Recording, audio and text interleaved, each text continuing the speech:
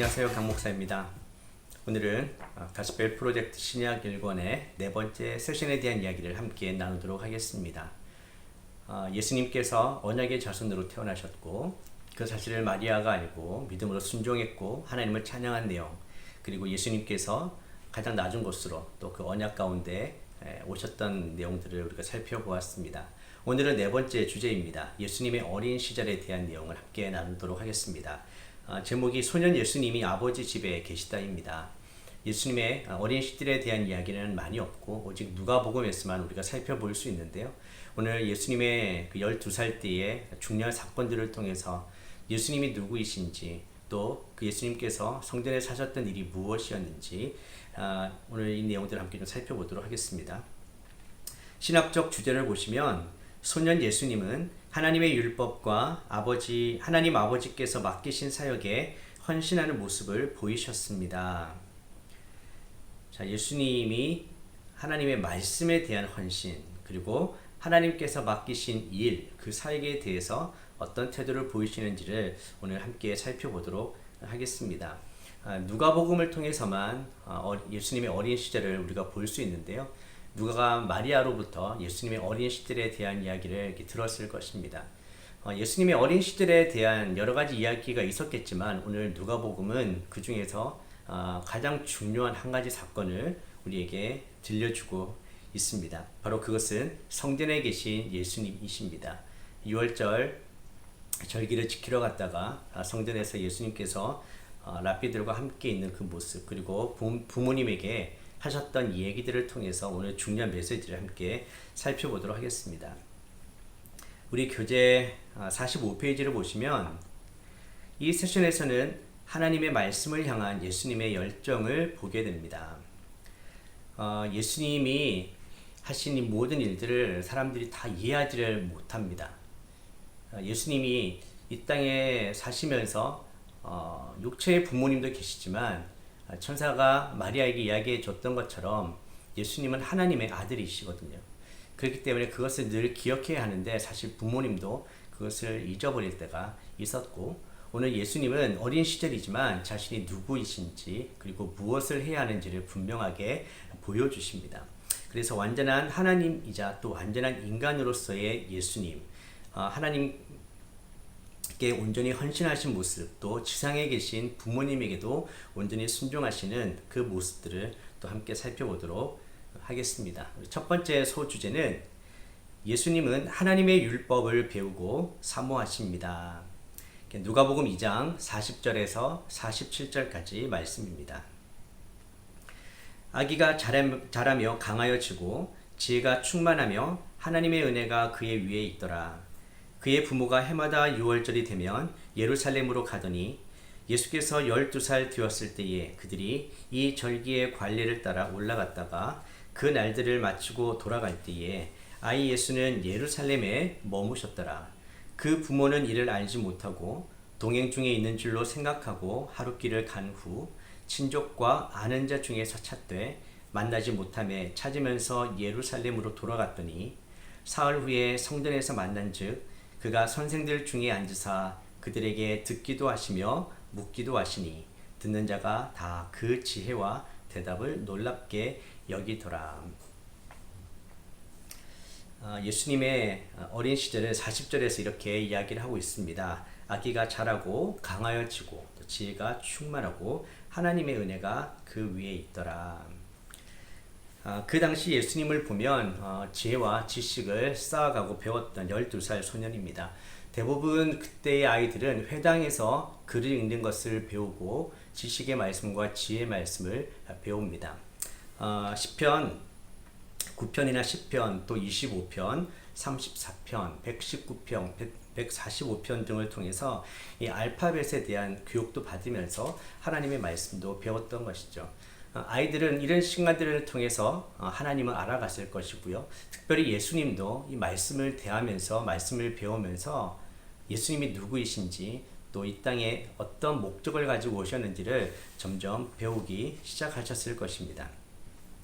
우리도 자녀를 키우면서 알게 되는 것은 어릴 때는 어떻게 보면 맹목적으로 부모님의 신앙을 따라가지만 어느 정도 아이가 자라면 이제는 자신의 신앙을 가지게 되는 때가 있습니다.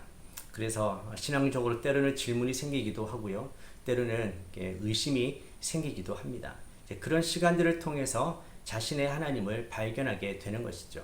사실 자라는 아이들에게는 꼭 필요한 시간입니다. 그렇지만 그런 고민들이 말씀 안에서 그리고 경건한 믿음의 가정 안에서 이루어질 때면 그 시간들이 충분히 의미가 있고 또 하나님을 만나는 시간이 될 수 있습니다. 자, 오늘 이 질문이 바로 그것입니다. 가정에서 종교적인 가르침을 받으며 자랐나요? 만약 그렇다면 어떤 식으로 배웠나요? 오늘 이렇게 공부하시는 부모님들 중에서도 믿는 가정에서 믿음의 교육을 배우신 분도 있고 또 그렇지 않으신 분도 있을 텐데 이 믿음의 유산은 참 중요합니다. 가정에서 무엇을 배웠고 또 부모님으로부터 무엇을 배웠는지가 참 중요하죠. 오늘도 이 사건의 배경은 41절을 보면 그의 부모가 해마다 6월절이 되면 예루살렘으로 갔습니다. 구약 율법에 보면 성인 남성들은 1년에 3번 하나님의 전을 방문하고 예배를 드려야 합니다. 절기를 꼭 지켜야 되는데 바로 6월절과 77절과 초목절이었습니다. 하지만 유대인들이 나라를 잃고 각자의 먼 곳으로 다 흩어져 살아가면서 이 3대 절기를 다 지키는 것은 사실상 불가능했습니다. 그래서 경건한 유대인들은 그 중에서 이렇게 6월절은 꼭 지키려고 노력을 했다고 합니다. 그래서 6월절을 지키러 부모님들, 예수님의 부모님들도 해마다 6월절이면 예루살렘으로 가게 되는 것이었죠. 그러니까 예수님의 가정도 경건한 가정이었습니다. 오늘 보면 마리아도 함께 동행을 합니다. 그러니까 마리아도 참 신앙이 깊은 여인인 것을 볼 수가 있습니다. 6월절 지킬 때에 가장 중요한 것이 바로 6월절 어린 양을 잡는 시간입니다. 그래서 이스라엘 백성들에게 6월절의 어린 양은 정말 뜻깊은 사건을 생각나게 하는 것입니다. 그들의 조상이 이집트할 때, 출애굽할 때에 하나님께서 10가지 재앙을 내리셨는데 마지막 장자의 죽음이라는 그 재앙을 이스라엘은 피하게 하셨는데 그 방법이 어린 양의 피를 문설주에 바르는 것이었습니다. 즉 그 피를 통해서 이스라엘 백성들은 구원을 얻었던 것이었죠. 그 6월절은 바로 그것을 기억하고 하나님의 구원을 바라는 굉장히 중요한 절기였습니다. 해마다 부모님이 이렇게 6월절 절기를 지키러 예루살렘에 갔었는데 이때는 예수님도 동행을 하게 됩니다. 보통 유대인들은 13살이 되면 이제 회당에서 그 각 사회에서 책임 있는 존재, 율법의 아들로 인정되는 시기가 옵니다. 그래서 그 13살 되기 전에 2년 전에 미리 예루살렘에 방문을 해서 앞으로 어떻게 성인으로서 살아야 하는가, 율법의 아들로 어떻게 살아야 하는가 그것을 배우고 행동을 배우는 그런 시간들을 갖게 됩니다. 아마 예수님도 12살 때에 이제 그런 목적들이 있으셨던 것 같습니다. 그래서 부모님과 함께 예루살렘으로 먼 길을 떠났던 것이었죠. 자, 여기까지는 참 좋은데 이제 문제가 좀 생깁니다. 오늘 본문을 보시면 6월절 절기를 마치고 돌아갈 때가 되었던 것이죠.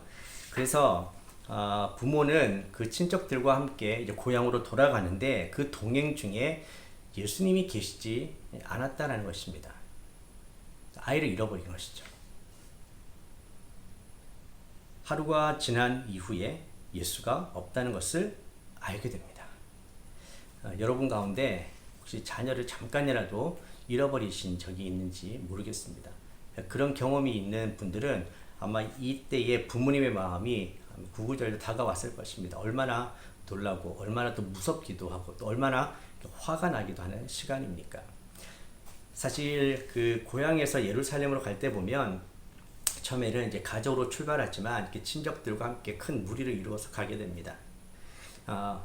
다시 고향으로 올 때는 그 반대가 되겠죠. 많은 무리들이 처음에는 출발하다가 이제 점점점 각자 집으로 돌아가게 됩니다. 그러니까 많은 무리들 속에 당연히 예수님도 있을 것이라고 생각했을 것입니다.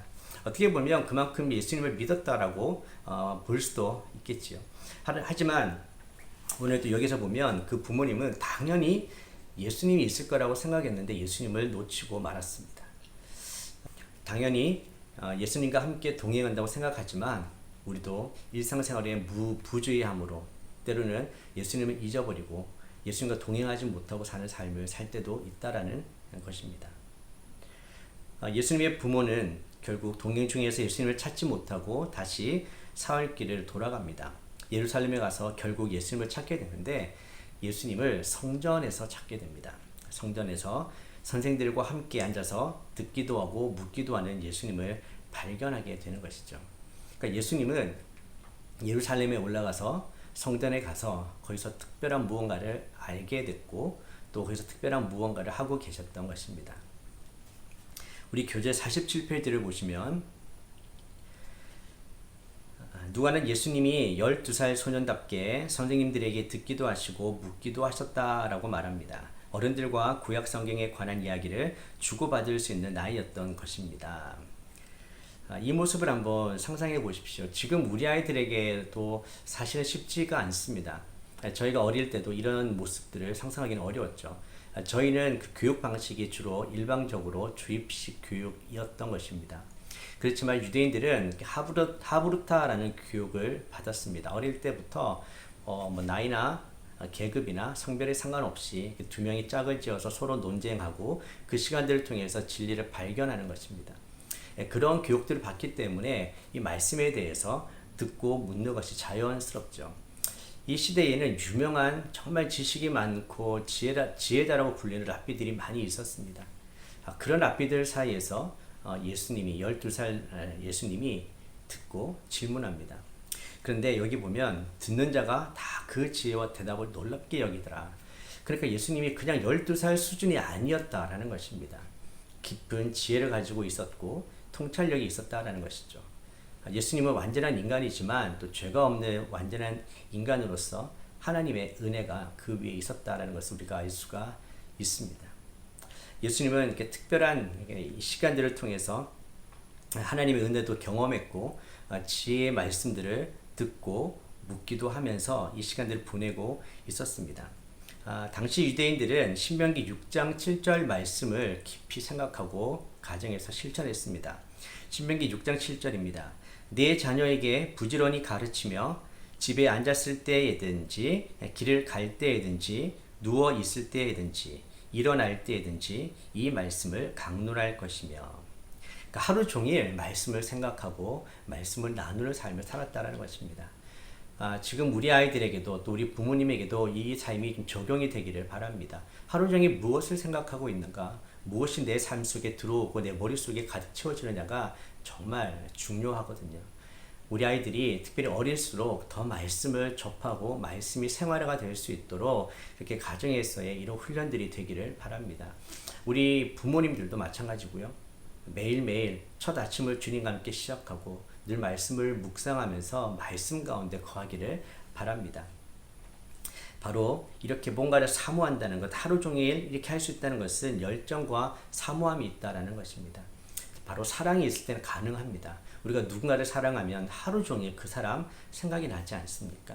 또 뭔가 소중한 것을 기다릴 때는 하루 종일 그것을 기다리고 있게 됩니다.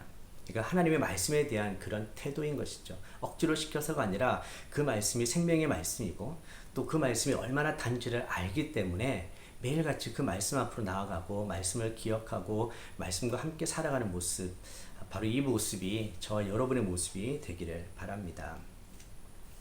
자, 예수님께서는 이 성전에서 하나님의 율법을 배우고 이렇게 사모하시는 모습을 보게 되는데요. 두 번째 소주제입니다. 예수님은 아버지의 일에 참여하십니다.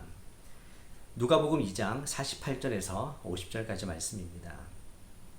그의 부모가 보고 놀라며 그의 어머니는 이르되 아이야 어찌하여 우리에게 이렇게 하였느냐, 보라 내 아버지와 내가 근심하여 너를 찾았노라. 예수께서 이르시되 어찌하여 나를 찾으셨나이까, 내가 내 아버지 집에 있어야 될 줄을 알지 못하셨나이까 하시니 그 부모가 그가 하신 말씀을 깨닫지 못하더라. 예수님의 부모님이 결국 성전에서 예수님을 찾았습니다. 기쁘기도 하고 또 아이를 보는 순간 더 화가 나기도 했을 것입니다. 지금 우리가 이렇게 점잖하게 읽었습니다. 아이야 어찌하여 우리에게 이렇게 하였느냐. 근데 그 어머니의 입장에서 생각하면 사실 좀 많이 화가 났을 수도 있습니다. 좀 화가 난 투로 이야기했을 수도 있겠지요. 왜 우리에게 이렇게 했느냐. 근심해서 너를 찾았다. 당연하고 합리적인 이야기입니다. 어머니로서는 할 수 있는 이야기이지요. 그러나 오늘 이 누가복음에서 이 본문을 기록한 것은 예수님은 육체적으로는 요셉과 마리아의 아들입니다. 그렇지만 예수님은 또 하나님의 아들이죠. 그렇다면 요셉과 마리아도 천사로부터 이 아이가 하나님의 아들이라는 것을 알기 때문에 늘 그것을 기억하고 살아야 합니다.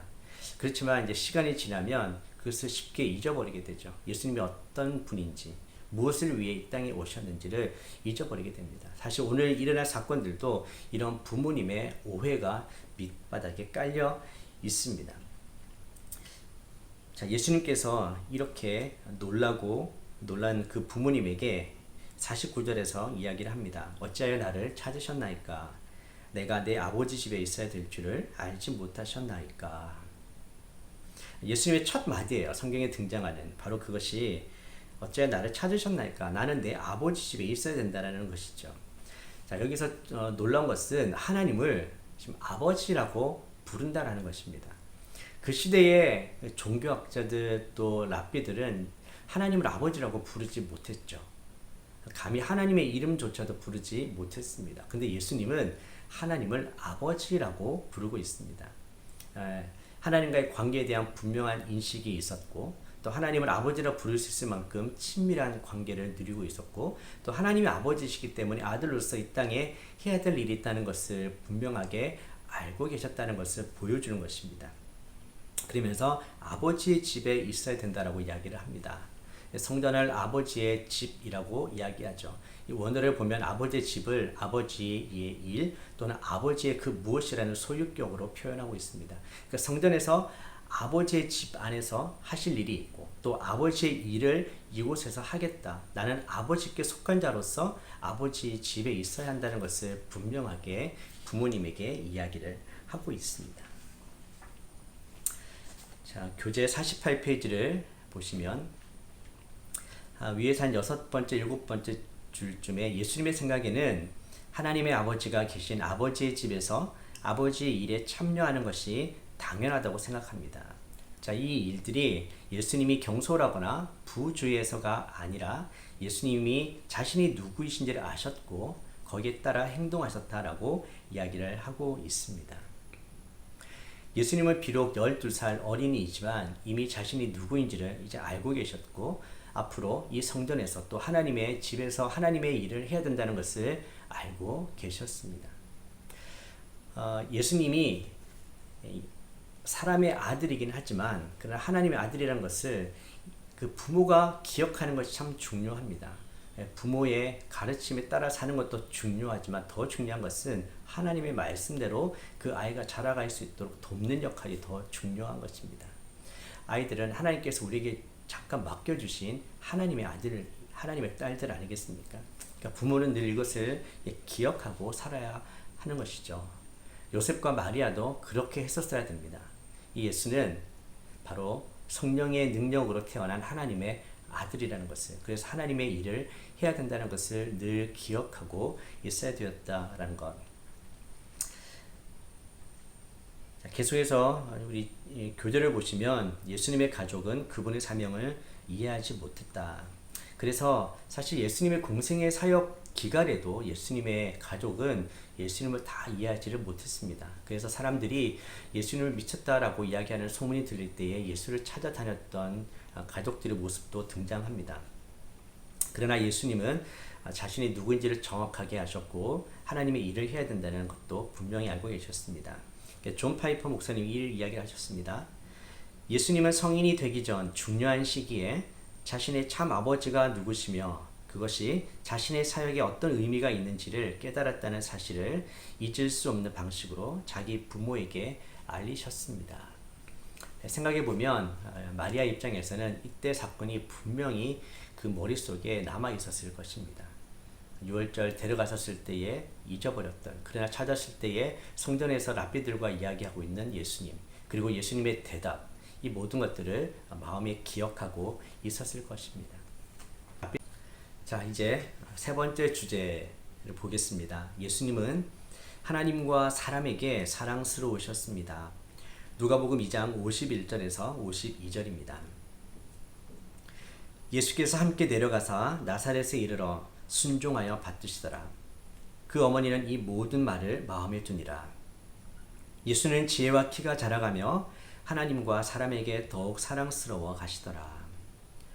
자, 이 뒷부분이 중요한 내용이 예수님의 이 모습, 무리에 동행하지 않고 성전에 있었고 또 부모님의 말에 대해서 대답했던 이 모든 게 우리가 흔히 생각할 수 있는 그 사춘기의 어떤 그 소년의 반항, 이런 것으로 이해해서는 안 된다라는 것이죠.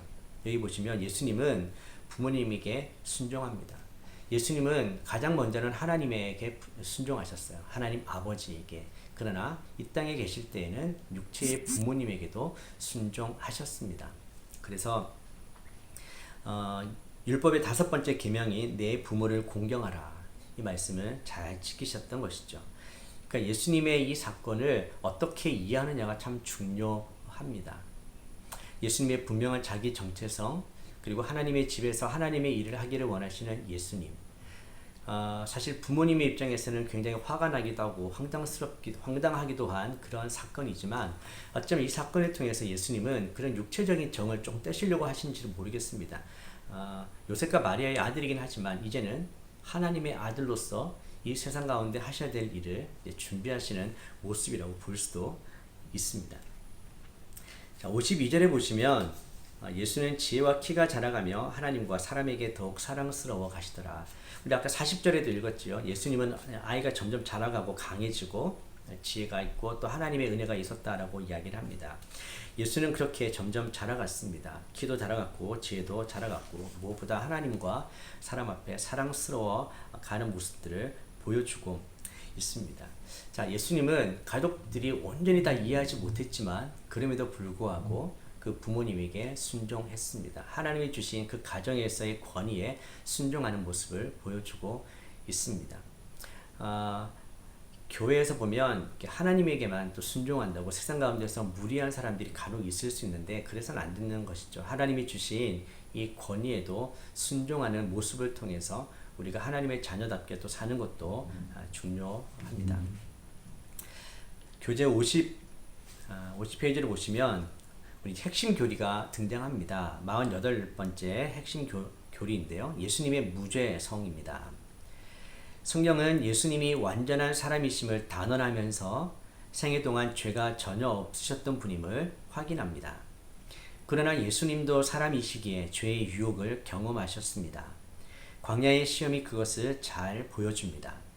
그러나 히브리서 4장 15절이 증거하듯이 예수님은 온 인류가 겪는 것과 같은 시험과 유혹을 실제로 받으셨지만 죄는 없으신 분입니다. 부패한 인간은 시험과 유혹을 받되 죄를 짓지 않는 경우를 생각할 수 없습니다. 그러나 예수님은 객관적으로 우리와 마찬가지로 인성에 따라 시험과 유혹의 도전과 시련을 받으셨지만 주관적으로는 우리와 달리 죄를 범하지 않으셨습니다.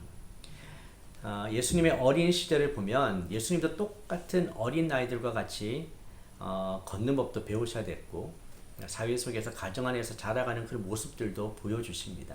그러니까 완전한 인간이라는 것을 보여주시는 것이죠.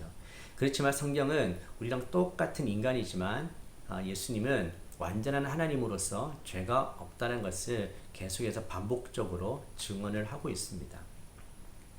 예수님의 12살 난 이 사건도 보면 그 예수님의 죄 없으심으로 인한 그 하나님의 지혜가 부어지는 것도 우리가 볼 수가 있습니다. 그리고 이제 이 내용은 우리가 다음 과에서도 예수님이 세례를 받으시는 장면 속에서 다시 한번 좀 다룰 수 있도록 하겠습니다.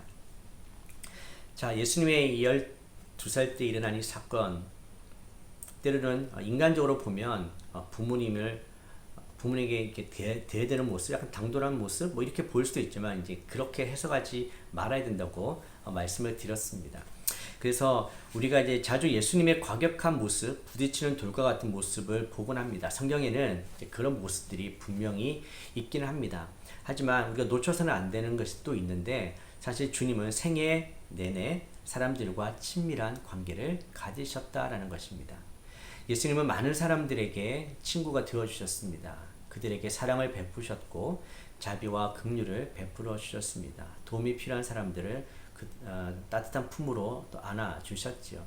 그래서 예수님은 사람들에게 사랑을 받았고 그들의 마음을 얻었던 것들을 볼 수가 있습니다. 자, 예수님은 지상에서 짧은 생애를 사시는 동안 많은 사람의 마음을 얻었고 또 친절과 온정을 베푸셨고 사람들은 바로 거기에 감동을 했다는 것. 이것이 바로 우리가 세상 속에서 살아갈 때에 모범이 되는 예수님의 모습입니다. 자, 예수님을 따라갈 때에 우리도 때로는 오해를 받을 수가 있습니다. 예수님이 말씀해 주셨던 것처럼 예수님을 핍박했던 자들이 우리를 핍박하고 예수님을 반대했던 자들이 우리를 반대할 수 있습니다. 그렇다고 해서 우리가 세상을 원수로 여기고 세상과 등을 주고 살아갈 수는 없습니다. 예수님은 그런 반대와 핍박을 받았지만 여전히 세상 속에서 그들과 함께 하셨고 그들의 마음을 얻으셨고 그들에게 도움을 베풀어 주셨습니다.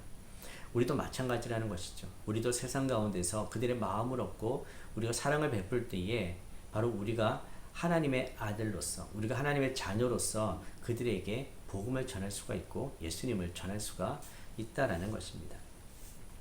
자, 예수님의 이 성경에 대한 탁월한 이해력, 바로 이것이 점점 이제 공생의 사역을 하다 보면 사람들이 계속해서 놀라게 돼요. 그 말씀의 권위에 대해서 하나님의 주신 지혜이고 하나님의 은혜가 임할 때에 이런 일들이 일어납니다. 많은 사람들이 예수님을 다 이해하지 못했습니다. 예수님의 말씀도 다 이해하기 어려웠습니다. 사실은 우리도 예수님을 다 이해하기는 어렵습니다. 사실 이해할 수도 없죠. 말씀에 계시해 주는 만큼만 우리는 이해할 수가 있습니다. 그러나 이해가 되지 않는다고 그냥 넘어가는 것이 아니라 오늘 마리아를 보면 그 모든 말씀을 간직하는 모습으로 나타나고 있습니다. 천사를 만난 목자들이 마리아에게 와서 그 모든 이야기들을 들려주었을 때 마리아는 가슴 깊이 간직했습니다. 오늘도 보면 다른 사람들은 다 이해하지 못하는데 마리아만은 또 이 모든 것을 가슴에 간직하고 있는 모습입니다. 마리아는 이렇게 묵상의 여인이었죠. 여러분, 우리에게도 이것이 참 중요합니다. 말씀을 이렇게 가슴에 새기고 묵상하고 또 성령님과 동행하면서 이렇게 질문하는 것이죠. 하나님, 이게 무슨 말씀입니까? 성령께서는 분명히 말씀을 기록하신 분이기 때문에 또 우리에게 그 말씀을 이해시켜 주십니다. 알게 해주시고 깨닫게 해주시고 또 그러면서 우리가 깨달은 바에 순종하면서 우리 또한 하나님의 일에 참여하게 해주시는 것이죠. 저는 하나님께서 우리 가운데 은혜로 임해 주셔서 하나님의 말씀을 정말 탁월하게 이해할 수 있고 또 그 말씀에 따라 살아갈 수 있는 놀라운 축복이 임하기를 바랍니다.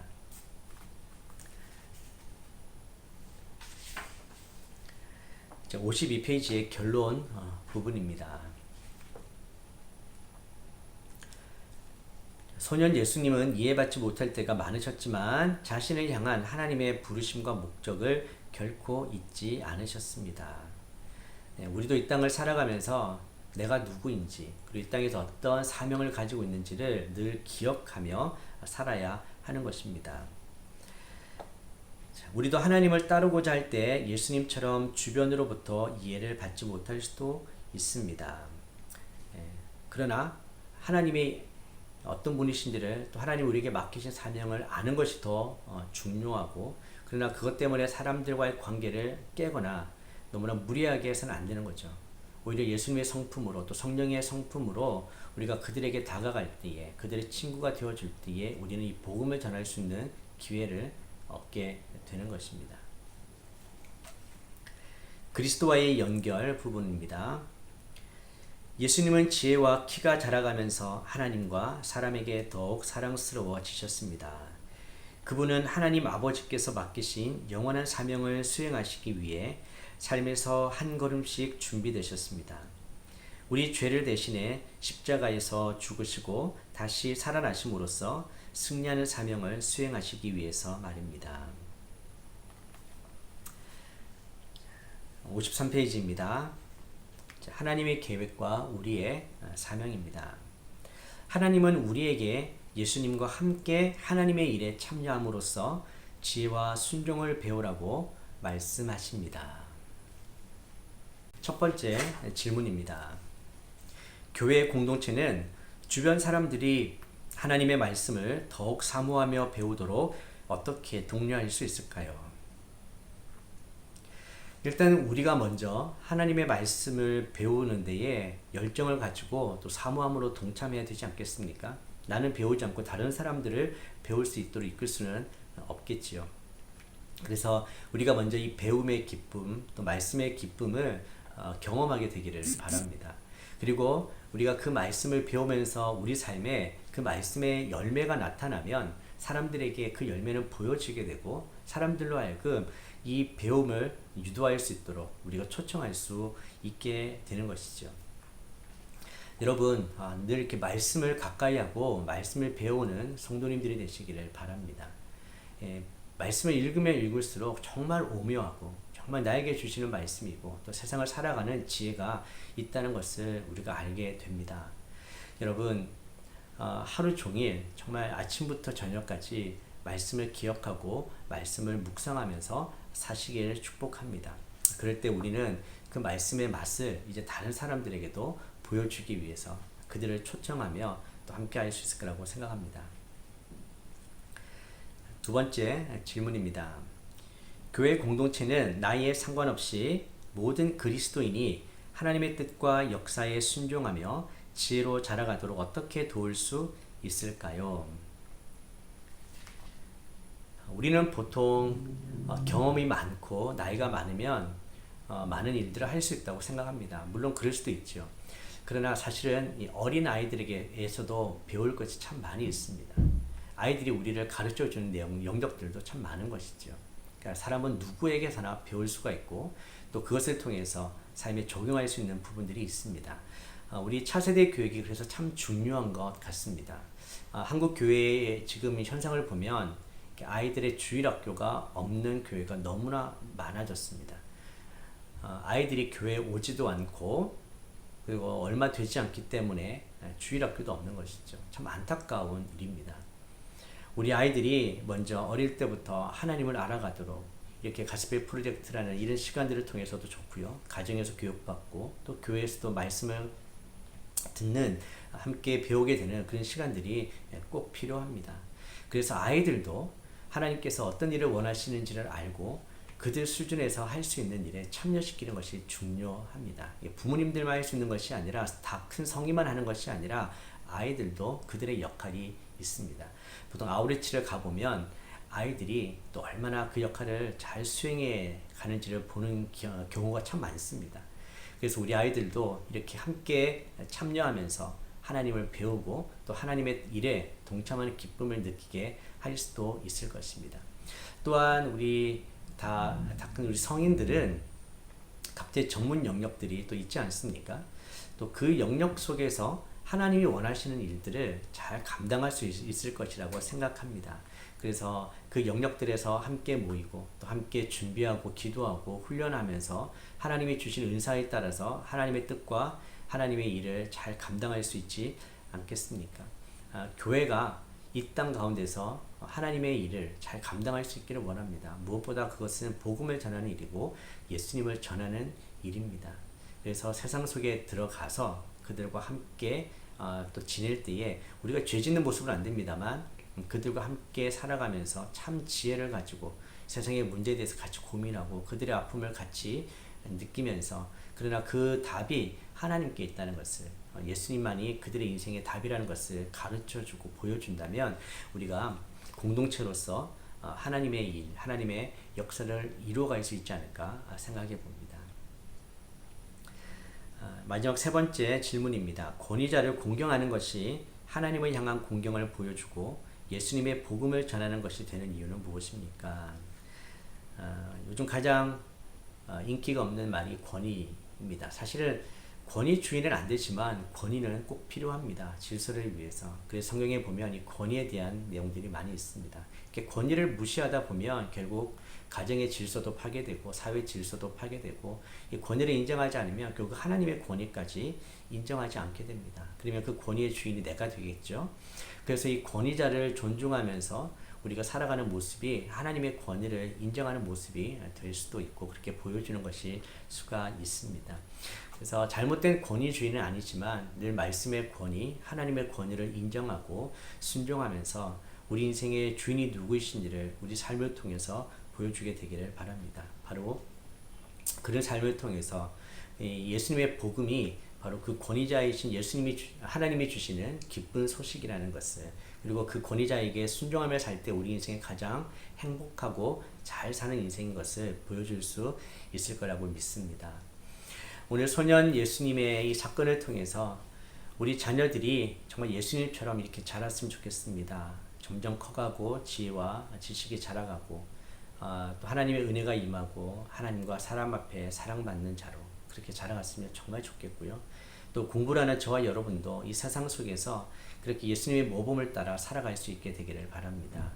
하나님이 주신 귀한 공동체 안에서 또 서로 사랑하면서 함께 지혜가 자라가고 하나님의 일을 감당할 수 있는 그런 저와 여러분 되기를 간절히 바랍니다. 함께 기도하겠습니다. 하나님 감사합니다. 우리에게 예수님의 어린 시절을 보여주셔서 감사합니다. 우리가 살아가면서 점점 지혜가 자라게 하여 주시고 하나님과 사람 앞에 사랑받는 자로 살게 하여 주십시오. 내가 하나님의 자녀라는 것을 항상 기억하면서 세상 속에서 하나님께 소유된 자로서 하나님의 일을 잘 감당할 수 있도록 지혜를 주시고 능력을 주시고 은사도 더하여 주시옵소서. 하나님 아버지, 저희는 부족하지만 우리가 예수님과 함께라면 하나님의 일이 기쁨으로 동참할 수 있습니다. 날마다 이 말씀을 묵상하면서 하나님의 마음을 품게 하여 주시고 하나님이 주신 지혜로 이 세상 가운데 승리하며 살아가는 저희들 되게 하여 주시옵소서. 예수님의 이름으로 기도드립니다. 아멘.